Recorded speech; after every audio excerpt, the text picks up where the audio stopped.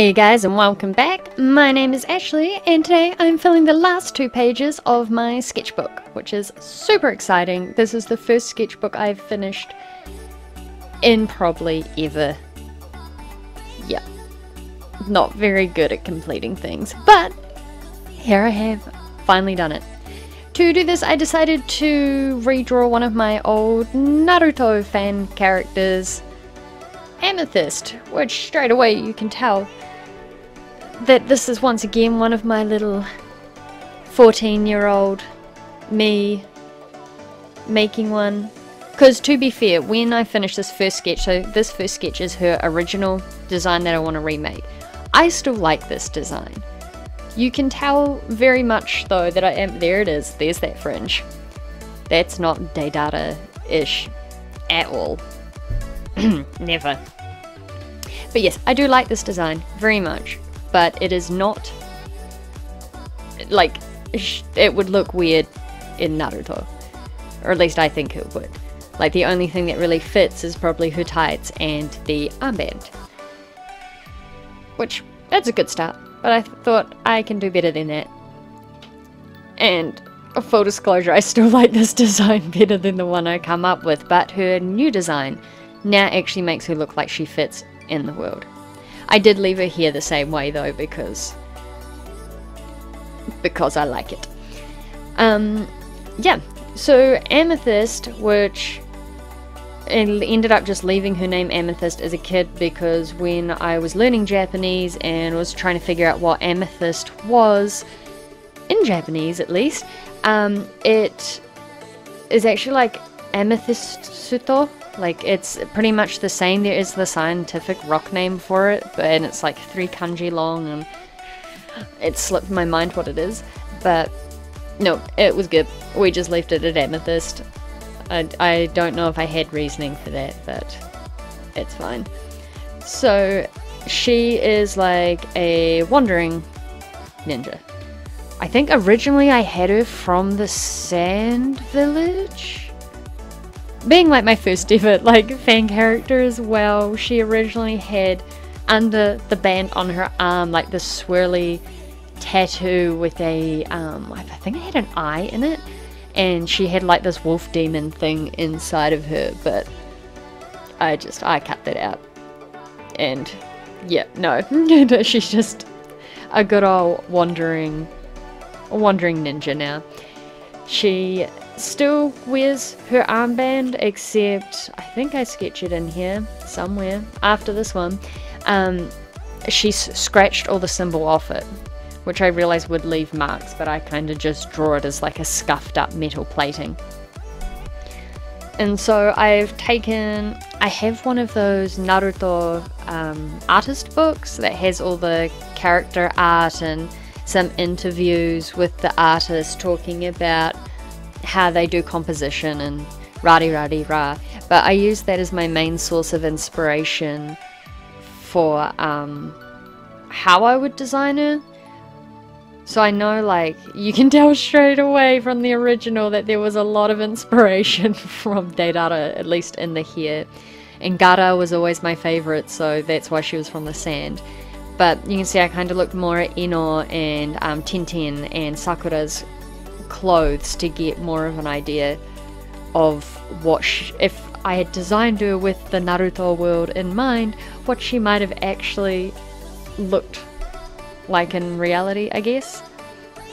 And then I did sketch this out, which was a bit more based off Tsunade's, but I put the netting underneath from a collar on someone who I can't remember, but it really didn't suit my character.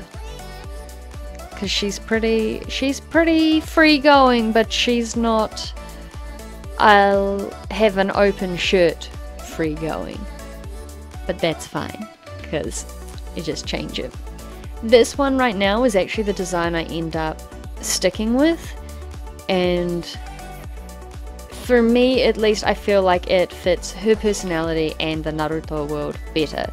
Like, she's only going to fit it so well though, considering I'm just leaving her name Amethyst because I like it. That was, I think she's my first ever like fan character I put in a like an anime world type of thing.